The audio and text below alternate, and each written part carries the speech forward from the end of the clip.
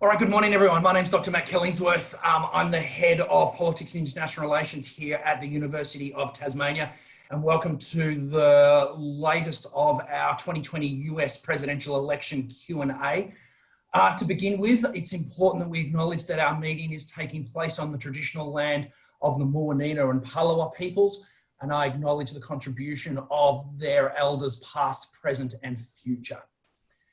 Today's special guest, and I'm so excited, and I'm a little bit sort of, I've been indulging with Professor Alison Dagnes for a little bit over the last couple of weeks now, and we've had some conversations. Some of you might know that Ali was also one of the presenters on the roundtable that we did a couple of weeks ago, and I am so overjoyed to have her back to talk to us in a more informal setting.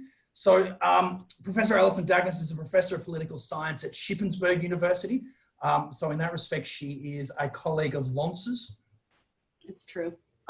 Yes, good or bad, it depends on how you... No, it's great. Are you kidding? I love Lonce. He's wonderful. Ali's the author of Supermad at Everything All the Time, Political Media and Our National Anger, Politics on Demand, The Effects of 24-Hour News on American Politics, and A Conservative Walks into a Bar, The Politics of Political Humour. She frequently speaks on the topic of the modern political media system and its effects, and has also edited 2 books on political scandal and is a national expert on sex scandals, which her bio notes pleases her father no end.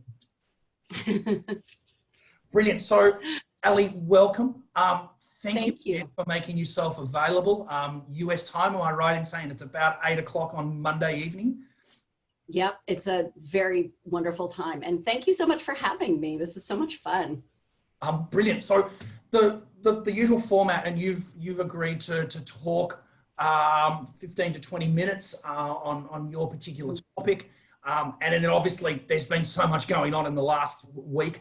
And we chatted a little bit off air before we started recording that I'd be delighted if you could talk a little bit about Ruth Bader Ginsburg. And I guess there's so many facets to Ruth Bader Ginsburg and sort of her impact on American politics, her impact on the law and the court, and then also what her death means for a Supreme Court nomination so close to an election as well. So I'll hand over to you now, and then we'll do Q&A whenever you're ready. Okay, that sounds fantastic. And everybody, please feel free to interrupt me. Ella, you or your dog. I would love to hear from both of you. And just, whenever, if I say something that either doesn't sound right or you want further explanation, more than happy to move in a different direction. But Professor Killingsworth is correct in that I researched quite a bit about the American political media, and therefore that's truly where my biases are. We accuse folks in the United States of being ideologically biased, either too liberal or too conservative or things like that. And but really my biases are with my perhaps overinflated idea of how important the media are to American politics. But I'm not even sure that my opinions are overinflated, because these days they are driving the train. And that's really what I kind of want to talk about.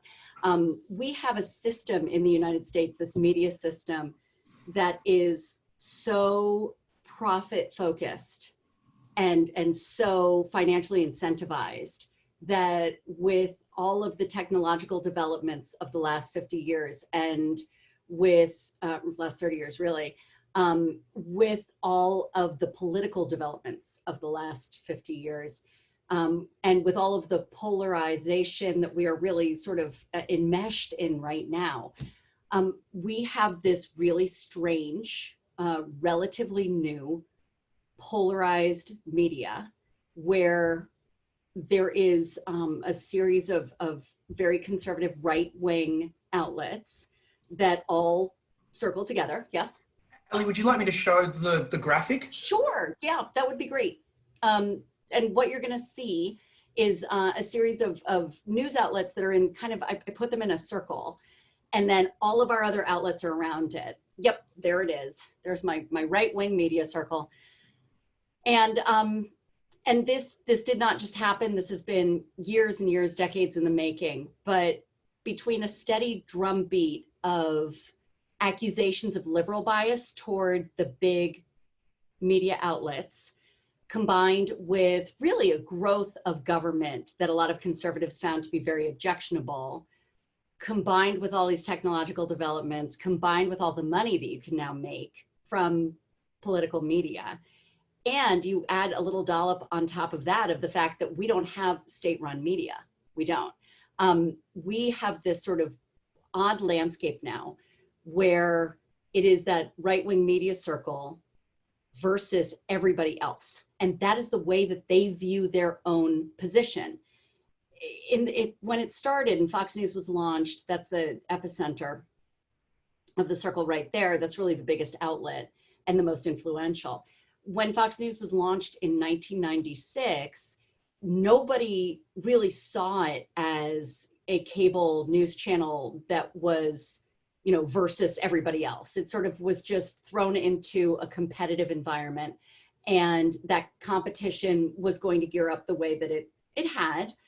Cable at the time was relatively new, so different cable channels were kind of fighting it out for audience, and that was okay. It really destabilized the broadcast system, which just was 3 channels: our American broadcasting system, the Columbia broadcasting system, and the national broadcasting system, ABC, NBC, CBS. And those 3 big broadcast networks that were trying to get as many Americans to watch them, that was destabilized by cable, which then moved to this very narrow casting kind of way, right? They were just trying to get specific audiences, which is how we got the tennis channel and the golf channel and house and garden television, you know, things that are very specifically geared towards different interests. Ella, you might want to watch Animal Planet, you know, because they have good, really fun dog shows, right? And so if that's what interests you, then you can find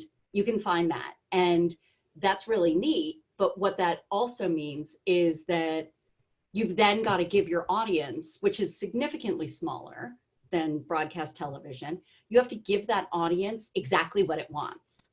And so when Fox News was launched, it said, we're going to be a cable news channel. They saw what CNN was doing and said, wow, they're like making a lot of money. So why don't we have a cable news channel? But instead of just giving what CNN does, which is a combination of news and opinion, punditry, we're going to do it from a very specific conservative viewpoint.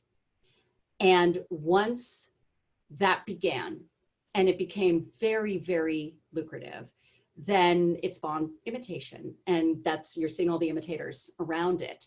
Because when the internet launched and became so huge, there was a lot of room for different conservative outlets. They were building upon this foundation of talk radio, which for the 80s and 90s was very popular among conservatives. It's disproportionately conservative. And, you know, pretty soon, before you knew really what was going on, they decided that they were going to provide resistance almost against the perceived liberal biases of every other news outlet out there. And that included even right-leaning news outlets like the Wall Street Journal, the National Review. They also are perceived outside of the circle as being an enemy of everybody inside. And through time and probably human nature, because once you start accusing other people of wrongdoing, you've got to keep going a little bit louder because you got to give the audience what it is that they want. That volume and the accusations and the hostility and the victimization has really amplified. And so at this point, the folks inside that right-wing media circle authentically believe that they are the victims of the crushing unfairness of the news outlets around them, of this big media or big government around them. You know, we're hearing a lot now from these news channels about the deep state, you know, who are these nefarious government workers who they think are somehow out to get them. And they have very little patience for academics who are not their own. And so what we end up with now is, I believe, and this is where my biases are, that this circle really is feeding a tremendous amount of the polarization that we have right now. And they are not only benefiting from it, but they are causing it to amplify in a way that is becoming rather dangerous, actually. And I don't mean that in any kind of hyperbolic way. It's dangerous for democracy. The accusations that they make about those around them and the nefarious deeds that they accuse others of are really harmful. But in addition to that, they also have brought into their ranks a certain amount of extremism. And there have been increasing occasions of violence. And the rhetoric continues to get ratcheted up. And as a result of all of this, we are right now feeling very unstable. The studies that are done about how happy people are in different countries, and I spent my junior year in Denmark, so I know how happy Denmark is, and it's always like number one or number two. We aren't, and the numbers just came out, and those studies showed that Americans have dropped in their happiness. We're down into the teens. People are feeling very unstable. Conservatives and liberals, centrists, everybody is feeling very unstable. People are very, very angry. And I believe that people are very angry because they are specifically told they should be angry. If it's outside the circle, you know, even really legitimate, wonderful news organizations like the New York Times and the Washington Post, the Atlantic, these are all fantastic news organizations, and you read their stuff and you look at what is happening and it makes you furious. It's true, but it makes you really upset. And then you go inside the circle and it does the same thing. You know, I mean, it's telling all of its viewers, like, you should be really, really angry. And that's because every news organization benefits from our emotion. Every news organization is just raking in the money. And that is the problem with not having state-run media. That is the problem with having a purely capitalist society. And really, I mean, because America was born on that, I'm not sure that we really could do it any other way. But the monetization, yes, Sky News, that's exactly right, Murdoch owned. It's really quite remarkable. And what, you know, and Rupert Murdoch, what a genius to realize that instead of giving people the news that they should hear, they give people the news that they want to hear. And that is such a dangerous, changing definition of what news is supposed to be. Very lucrative for the Murdoch family. And so you can see why it was that he kept going with it. Yeah, I know, I'm sad too, because it just is, it's heartbreaking to see someone financially gain from our division. And it's not just division as in, well, you think this and I think this and we'll go out and get a beer later.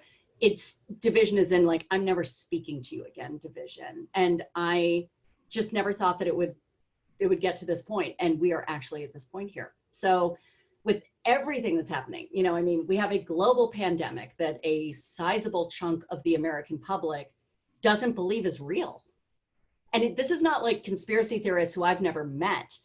These are actual local friends of mine who believe that the day after the election, COVID's going away, that it's not a real thing, that it's a Democratic plot to hijack the election from President Trump. All of this feeds on President Trump's base, and they're the main supporters of that conservative news outlet. But if we're divided about whether to wear a mask, which just to me seems sort of bananas in a country where we just passed the 200,000 dead mark, then we have lost our way. And I put it at the media's feet. They didn't create it. We came with our own issues. but they threw a lot of gasoline on a fire, and it is now burning out of control. And so with everything that's happening, it's upsetting, you know, for those of us who do pay attention. It's upsetting for those of us who really do love American politics, international politics. We love our place in the world. And for those of us paying attention, it's embarrassing right now, because we know what the international community is saying about us. And we agree. And that is, it is really, really gut wrenching. So that's not a very positive way to kind of open it up for questions, but I'm trying to think of any positive way. I've talked about this so much, and I always manage to find something optimistic, and I can't right now, but I'm sure it's there. So Ellie, I guess if we can we talk a little bit about how 2016 is a game changer, because then the circle becomes mutually sort of reinforcing with the president, and so there's this sort of, we see this trend of news from that circle that then the president sort of brings us truth, and then it circles back around to the news as the president said it, so it must be true. Yeah, that's such an outstanding observation. It was interesting in 2016, the Republican establishment, as soon as Trump rode down that gold escalator, the Republican establishment just was not taking him that seriously. And the mainstream media was also not taking him that seriously, but they were covering the heck out of him. They covered him from sunup to sundown because he gave really good quote. He said things that were horrifying, and that attracts a lot of readers and viewers. And so all of the major news organizations started staffing up.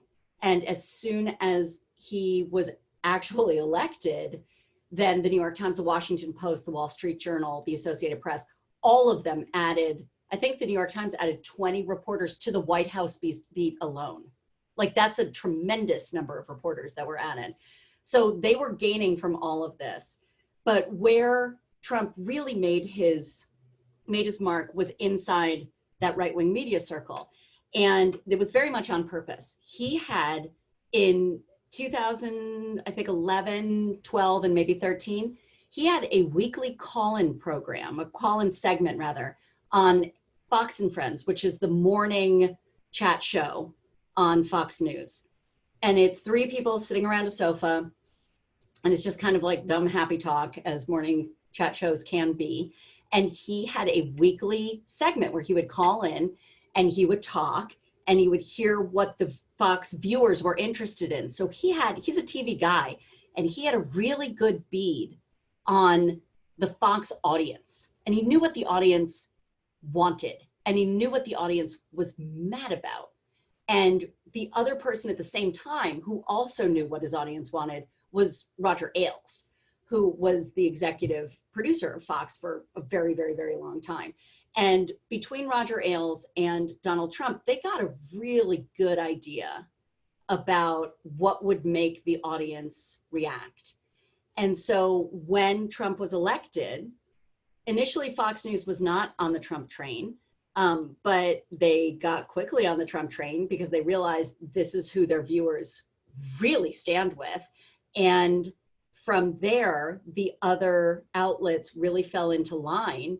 And because that was so financially viable, what began to happen, because Trump really doesn't read very much, he watches a lot of television and he tweets. So he would tweet something, and he realized that Fox News would talk about his tweet, and then he would react to Fox News, and they would react to his reaction. And it became this incredible feedback loop that just kept going. And so he would start tweeting out the things that he heard on TV.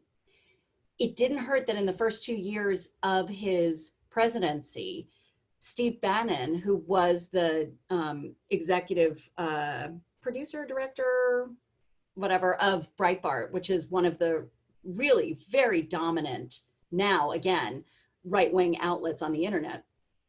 He was basically like the co-chief of staff in the White House. So President Trump had Steve Bannon, who had the tie-in right to Breitbart.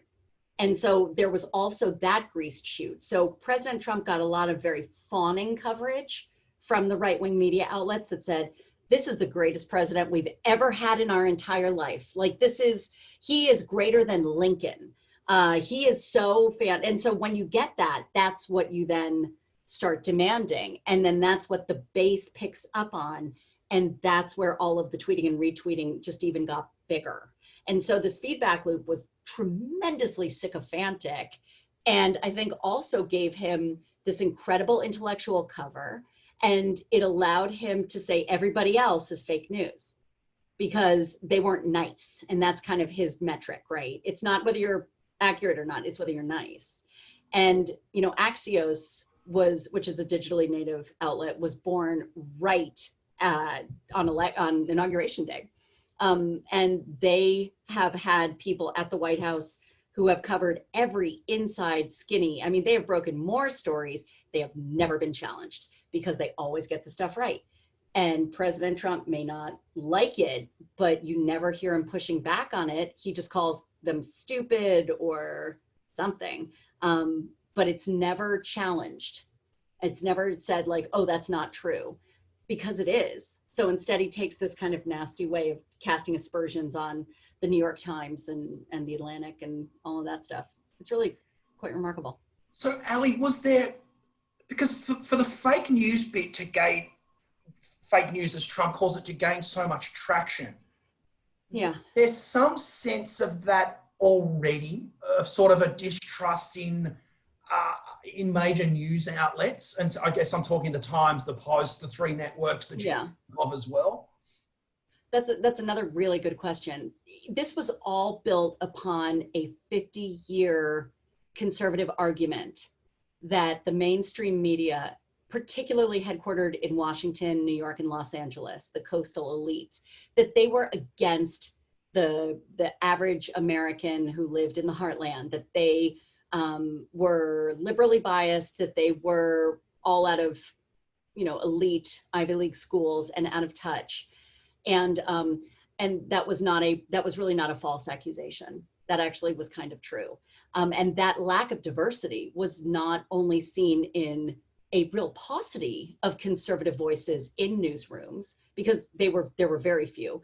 It was seen geographically. There were practically no reporters who were from the middle of the country. And there were no Black reporters, and there were very, very few women.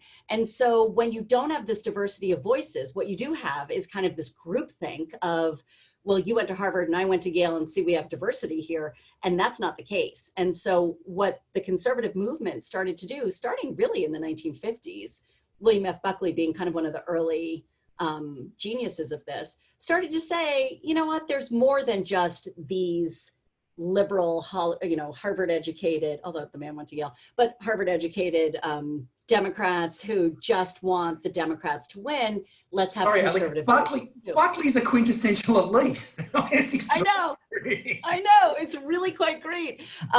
There's a huge amount of cognitive dissonance in a lot of these arguments. And so you have to sort of, motivated reasoning. I just did an entire thing on motivated reasoning today. You have to take all of this with a little bit of a grain of salt. But Buckley was not wrong in that the news, the objective news, because in the mid-20th century it was all supposed to be objective, that they really were approaching particularly our Republican candidates, our more conservative candidates, with skepticism and perhaps a little amount of dislike. And they just really ignored like the people. There's an expression we have here, flyover country, which is that when you go from New York to Los Angeles, everything in the middle is flyover country. Well, if you're in the middle of the country and the biggest newspaper in the world, arguably, is calling you like not worthy of a stopover, you could get a pretty bad attitude about it. And so I get that, and during the 1980s also, when satellite started gearing up, one of the other effects, forget satellite television, was the ability for the New York Times to come out in different cities around the country and be delivered in a timely manner. Like it used to be that you would get the New York Times delivered to you. If it was mailed to you, you'd get it like 3 days later. With satellite technology, you could get a daily New York Times. And what that did was it really allowed Americans to decide, do I want to get the New York Times, the newspaper of record, the newspaper that covers the world, or do I want to get my local newspaper, which is probably not that great, but it's my local newspaper. And the studies that have been done, particularly in the area of media economics, show that this just went right in partisan, just an even partisan split, that Democrats started subscribing to the New York Times and Republicans kept on subscribing to their local newspapers. So people started to get different news. And the New York Times was not meant to be the newspaper for every town. It was meant just to cover New York and the world and politics and give you kind of this big idea. But reading 2 newspapers a day is a lot of time. And so when that choice was made, that's when Americans really started to choose. And then satellite television came along and that expanded it. And then the internet just blew it all up. So now everybody just has their own like individual tastes and flavors of information. And we have 2 totally separate truths. It's really incredible. I'm going to keep dominating this conversation until people actually start posting questions in the Q&A section. Oh, good. We've got Mark. All right. Good. All right. So I'm just going to ask one more and then we will go to those. Okay. The Jeffrey Goldberg piece in The Atlantic a couple of weeks ago, Yes. With respects to, and the sourcing, and then the unnamed sourcing in there. Does it lend grist to President Trump's sort of complaints of unnamed sources and fake news, or is that the only way it can be done? Well, I mean, it's, you know, what was interesting, that Goldberg piece was so well done because it was incredibly clear that everybody who was featured in the article actually were the sources. He just didn't want to say that they told me directly. But I read it, you know, like 100 times. How on earth would he know what John Kelly said to President, or what President Trump said to John Kelly, and then John Kelly said back, unless it was John Kelly who was actually telling Jeffrey Goldberg what had happened? It doesn't make any sense. It was just too closely quoted. But I think that what President Trump hangs his hat on is the American public's confusion about unnamed sources, their willingness to believe that reputable news outlets just make things up. They do not believe that anything is verified, and when they are told that the news outlets outside the circle where they get their information from hate them, which is what they are told. They are told not just don't trust the New York Times. They are told the New York Times reporters hate you. And when it's that personalized, then when the president says, it's fake news, you go ahead and believe it, because there are even more occasions where the president will at a rally point at CNN and say, like, there they are, there's the evil CNN, and people will start chanting, CNN sucks, and start throwing stuff. I interviewed for Superman and Everything All the Time, I interviewed the White House correspondent from CBS, Major Garrett, and he said that his head was just on a swivel during the campaign, because he was looking for like a battery to come and hit him in the head. I mean, he was petrified. And this is a very tall, kind of, you know, big, broad guy.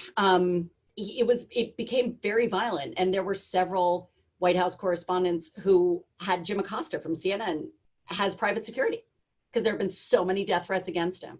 So, you know, we can look at the Atlantic article, getting back to your original question, and say, you know, yes, the anonymous sourcing, I could understand why that would be really a big problem. But in truth, there could have been 50 people that went on the record, and there is that just element of disbelief of his supporters who will say they made it up. It doesn't matter. They listened to the Bob Woodward tapes. They listened to Bob Woodward saying, you know, that COVID's a really big problem. He was like, yep, oh, this is a killer.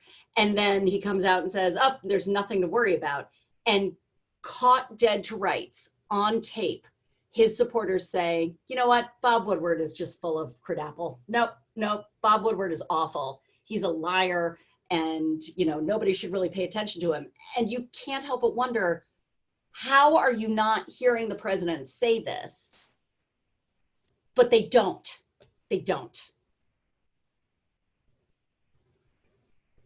And so we've got a couple of questions now, and I always like this one from Mark on the impact that things like the Lincoln Project might be having. The Lincoln Project's obviously the most high-profile one. It is. They have a lot of money. Have you seen how much money they have? I haven't seen, but I'm gathering from the amount of material that they're able to produce and the quality of it that they're not short of $1. They are not. I mean, the great stories of how, you know, the Lincoln Project is the Republicans, the disaffected Republicans who call themselves never Trumpers. They all have worked in Republican Party politics. They're all professionals and really do not like Donald Trump. And so they banded together in December of 2019 and started this Lincoln Project where they said, you know, we're going to do everything we can to get this guy out of office because he's not a real Republican. And it's been interesting to watch them grow because they have tens of millions of dollars in donations now. I think over $100 million in donations, which is quite remarkable. Because my question is always, what's going to happen the day after the election? You know, I was talking with a former student of mine who does ads in DC on the Republican side for like the National Rifle Association. Like, he's a really conservative guy and he's a really good ad maker. And he called me a couple months ago and said, you know, Dr. Dagnes, I mean, he's a 35-year-old man now. But, you know, hey, Dr. Dagnes, I just need to talk. I just don't know what's going on. I feel so sad. And I said, okay, well, tell me what's happening. And so he did. And I said, so how do you feel about Trump? And he said, oh, I do not like him. I hate that guy. And I said, okay. And how do you feel about, you know, the election? He said, well, I got to vote for him. And I said, why? And he said, because it's a binary choice. You know, you're on the team, you're off the team, and that's all we have with a two-party system.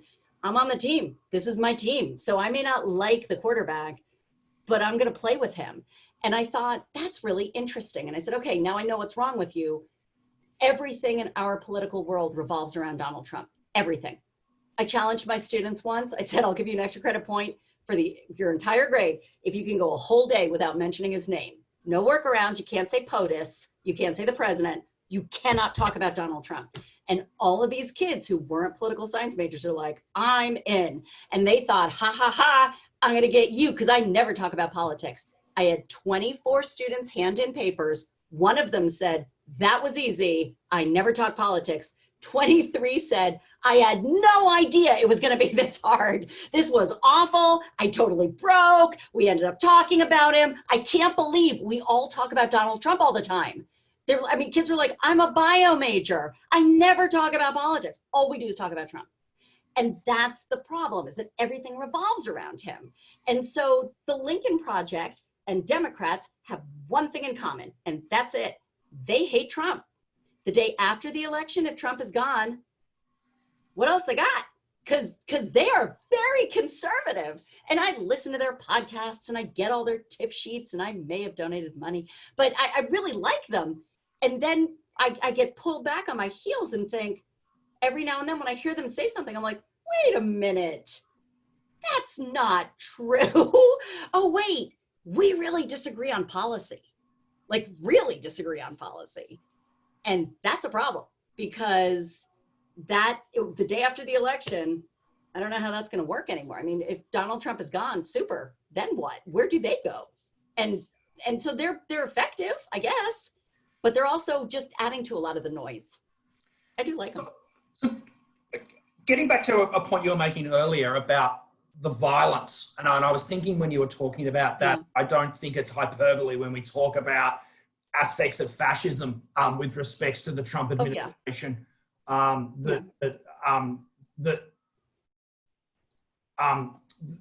Zach has asked, in a hypothetical, if Biden does win, and I guess this is a little bit of but at the different spectrum of your Lincoln Project, what happens to QAnon and those groups that have flourished so much under the Trump presidency? Yeah, that's, and you're really smart to tie that in with violence, because that is unfortunately, I'm very much afraid that that's where that's going to go. Excuse me. You know, it's interesting. I did my doctoral dissertation, which I finished in 2003. So I've been doing research for about 5 years around that, and it was on right-wing extremism.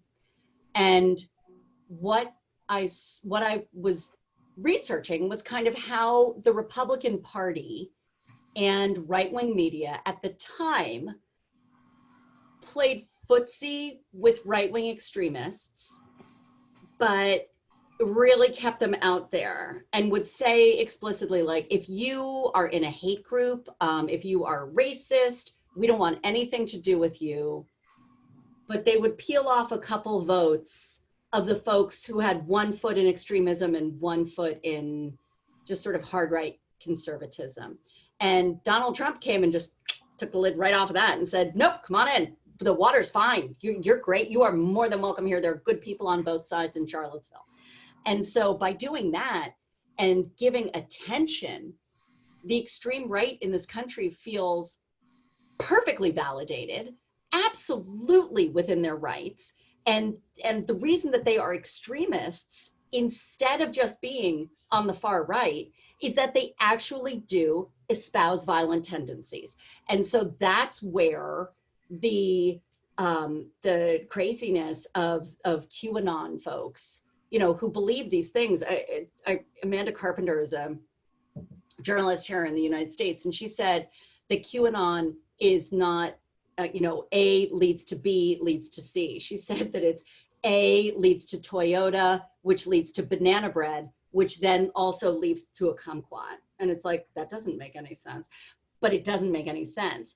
And when you layer in with that sort of nonsensical idea, very paranoid that the Democrats are violent and are going to have these hit squads against supporters of the president, you layer that in with all of this, you know, Donald Trump was our guy. He said we were good people. We've got to defend him at all costs. And the rhetoric continues to get ratcheted up. I'm very much afraid of what's going to be happening next, because they are, they do espouse violent tendencies very openly and think that there's like a race war that's coming. It's really, really very pernicious, very worrisome. Before we perhaps move on and talk a little bit about the events over the weekend and Bada Ginsburg, I just wanted to note that and appreciate Rich's comments on both sort of this, and to again get back to your excellent point of this has been coming. That to understand sort of this media environment at the moment is not to sort of, it doesn't start in 2016. It doesn't even start in 1992. It's wonderful for you to acknowledge, go back and sort of talk about how this has evolved in a sort of and how it ties in with sort of challenges to the New Deal and that stuff as well. So yeah, Rich, I think you're on the money there with sort of identifying that we're at a point of a long evolution in this, that at least we are as well. Yeah, I've likened it to, there's an old analogy, and I don't even know where it comes from because I've never done it, but the idea that if you throw a frog into boiling water, the frog jumps out. But if you put a frog into tepid water and then let it boil, the frog does not know that it's boiling. And I'm not sure where that expression comes from. I think it's like a farming expression, and I'm from a city.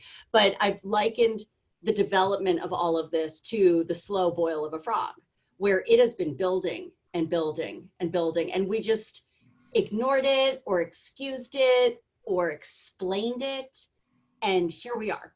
And so it's hard because all of it is built to now, and you can't, there's not one thing you can do, right? And so because we're so divided, it's hard to, I don't know, it's hard to go back.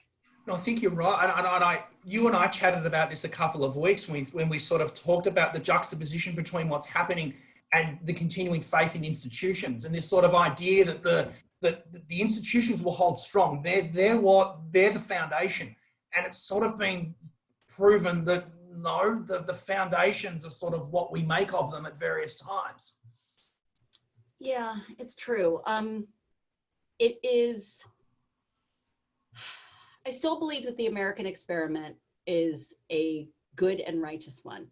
But I also believe that Madison was correct and men are not angels. And what we are seeing now is the impetus to win has taken over the imperative to serve. And so what we're seeing now, I think, Zach, you had asked about different sort of movements towards fascism around the world. I really think that what we're seeing now, perhaps globally, is this entrenched fear of the other, fear that politics is a zero-sum game, and if somebody else is paid attention to, that ours is going to be taken from us. And therefore, the stakes are so high that it's an existential threat. And normally where little d democratic institutions are resting on the idea that in election, there's a winner and a loser, and you're going to lose sometimes, but you give it up peacefully and you have a transition and you go back and you sharpen your tools and you go back and you fight again. And we're lost that, right? I mean, particularly on the right, where it is winning at all costs because we are in a war, and it is a war against bad people, and those bad people are going to kill you if we don't win this war. Therefore, losing is no longer an option.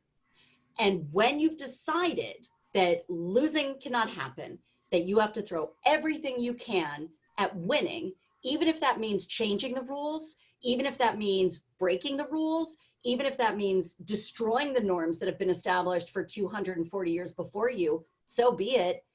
That's where we are. And the problem is it's an asymmetrical war because the Democrats do not see it as a war. The Democrats are not ripping up the rule book and saying, okay, well, we're just going to come up with something entirely bananas and new. And so it is chaos and just this all out attack versus, I think, sadly, a group of folks who are like, no, there's still goodness in these institutions. We need to pay attention to the goodness. And when it's chaos versus goodness and rule abiding, rule abiding goodness is better, but you can pretty much predict what they're going to do, and chaos, you can't. And when that's a fight, then it's very hard to see how that's going to work out in any way. And unfortunately, I see that in other countries as well. On that optimistic note, I know. I've really got to get something happier here. Okay. Wait. You guys are so great. You still have no cases of COVID? Is that true? Sort of. Yeah. We could have another conversation about parliamentary system versus presidential systems and the pros and cons of that at another time. But I'm really, really keen, and I imagine everyone here today is really, really keen for your thoughts on Ruth Bader Ginsburg, her legacy, and the political aspects of her passing, and what that might mean in the lead up to the November election. That is it. Okay, so she died on Friday evening our time, and because we had not gotten sort of that constant push of like, she's sick, she's in the hospital, like nobody was expecting it. And so her death was extremely sudden. And what was really sad was that as her death was being announced, immediately the politics came in, right? Immediately, someone just put up in the chat, Mitch McConnell saying that he was not going to or he was demanding to have a confirmation hearing where in 2016 in February. I mean, it's just that, the hypocrisy is galling. And there's so many tapes of so many senators saying, oh no, in a depressing way, it segues really nicely from what you were saying about nothing else matters. We will tear it all up as long as the laws that we... Exactly right. Yep. As long as we win, right? That's all that matters, is that we win. And what's lost there is any recognition of the legacy that Ruth Ginsburg leaves behind her. Because what a for a woman that was, I think, 5 feet tall and weighed 100 pounds, what a formidable human being she was. She did not start out as a feminist warrior. Quite the contrary. She really was very restrained in her early life to, her beliefs of what a woman's role was. And those actually developed after she worked in Sweden.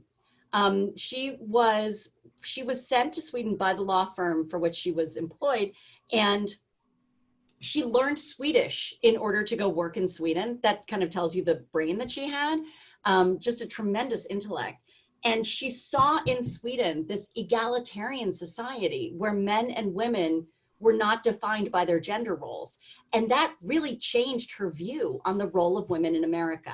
And so she came back to the United States, and she was a judge on one of the circuit courts, an important one. And then Bill Clinton nominated her to the Supreme Court. And many feminists at the time were quite upset because they thought that she was a little too measured in her feminism, that she was not an outspoken champion for women's rights. But she grew into being the voice on the court that was a defender of women's rights, that really advocated for gender equality.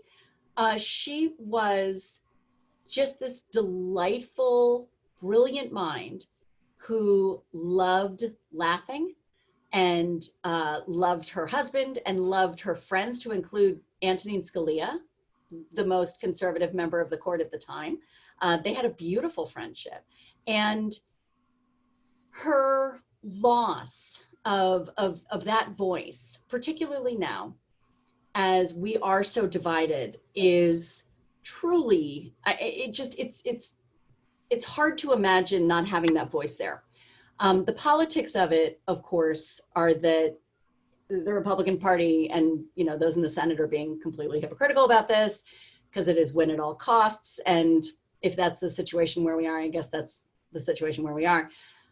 Whether President Trump gets to put his person on the court, and he has said that he's going to pick a woman, and I believe him for that, that will have an outsized effect on the ideological leanings of this court, but perhaps even more so because Gorsuch, Kavanaugh, and whoever the player to be named later is going to be, they were selected not by President Trump, but by an interest group called the Federalist Society, which is a right-wing judicial interest group. And they really reach out and find activist conservatives who have, if not originalist intentions, I mean, just really are there young, so they could stay on the court for several decades and really push their agenda. And that is really the legacy, is an agenda pushing court that's going to shape the constitutional interpretation for years to come. But it's possible that even if President Trump is able to do this, that they may win this, but they will lose in other very big ways. Because if they, there's going to be, in November, there's going to be a case that could possibly overturn our Affordable Care Act, which is the healthcare law that we have in place right now. And if that is overturned, then there are going to be 30 million more Americans without healthcare in the middle of a global pandemic. And the pressure will be on the Republicans to come up with a plan, because you got rid of this one. What do we do now? And if they are in the minority, then it'll be up to the Democrats to say, okay, guys, Medicare for all, I guess, in which case there has to be something to replace it. Because you can't just pull the rug out from 30 million people as everyone is around the world is getting sicker, because the doctors say that that's what's going to happen when it starts getting cold and people are inside more. So, yeah. And I imagine there will be questions about the disproportionate authority and the undemocratic nature of the court, and the effect that has on legislation as well in that. Absolutely. Yeah. And, I'm wary of ever calling the court undemocratic, because because everybody had a hearing and we knew what we were getting with every single jurist. So, they are true to themselves. I don't believe that they are contorting themselves in order to do anything for the president. Quite the contrary. I believe once they are on the court, they feel far freer to go ahead and do what they want to. Unfortunately, what they want to is not necessarily what I want them to. But Matt, where I think you're going with this is that if capital D Democrats see, okay, well, we can't go to the courts anymore for remedies, which is what capital D Democrats and liberals have been doing for, decades, then in fact, we need to go through a legislative route. If those pieces of legislation are kept constitutional, then that's the way to enact change that is very hard to unroll. And perhaps that's maybe that will be a win that will come out of this loss. Maybe. Yeah, there's also talk of expanding the bench, which sort of drags me back to FDR's attempts. Yeah, the court packing idea. Yeah, I'm caught betwixt between. Yeah, that's, Charlie Schumer, the Senate minority leader, has hinted at that, right? Basically what he said was like, here's our threat. Our threat is if you shove this through and we win the White House and we win the Senate, we're going to get rid of the filibuster. We're going to add DC and Puerto Rico as states. And therefore we're going to get 4 more seats, which I think might be pushing it because I think Puerto Rico might at least have 1 Republican seat. But anyway, so we'll have 4 more seats. And we're going to pack the courts, and there will be nothing you could do about it. So you better not do this. I don't necessarily know that that is true because, again, it's this idea of breaking norms and breaking rules and just breaking everything that the right seems to be okay with, and the left still is like, oh my God, don't break that. So I don't necessarily see the left really rising to the occasion of, well, if they smashed this, then we'll go ahead and break that. You've got to be careful what you wish for too. What's that? You've got to be careful what you wish for. I mean, it was Harry Reid and the Democrats who sort of broke down those filibuster laws when they had control of the Senate as well. And this has come back to bite them on the ass in lots of ways. So absolutely has. Thank you for mentioning that. When Harry Reid did that, I went into my intro classes the next day and started talking about it, and I burst into tears. And my students are looking, I mean, this is a far more innocent time, by the way. This was, I think, like 7 years ago. It was not like this. And I was crying and they were like, Dr. Dagnes, what is wrong? And I said, because once you let the genie out of the bottle, you can't get him back in again. It's the Aladdin principle. And so I said, what? They've done it, they broke it. And now there's nothing to stop the Republicans from doing that and worse. And after the next nuclear option, and then the next nuclear option, and then Merrick Garland came around, I started getting emails from those students, and they said, I'm sure you don't remember me, I was in your intro class, but when you said that this was the start of this rule breaking, I didn't know what you meant, and now I understand what you mean. And so I agree with you. It really, there are rules and norms for a reason, right? I mean, that's kind of what we should be hanging our hats on. Because eventually, and that gets back to my original point, which is that in a little D Democratic state, you win some and you lose some, and then you go back to try and win. And you can't do that if you keep changing the rules, because then it just becomes nihilist. I mean, then there just isn't really anything, there isn't any structure to it. But cooler heads will prevail. Cooler heads will prevail, I am sure. And for what it's worth, Ali, and my students are probably sick of me saying this from the classes that I teach, I just wanted to take you up on the point that I also believe in the project. The project is worth saving. And, I agree. And I love having these conversations with you and with Lawrence and talking about the sort of the aspirational nature of what the US could be, maybe was. Yeah. And I like the conversations, and I get dreadfully depressed, for example, when we see the president talk about a committee for restructuring how history is taught in the United States, that we're not allowed to teach our darker moments. Yeah. And this is the strength of the place. The idea of a more perfect union is having that engagement about the darker moments. Oh, it's so true. It's so true.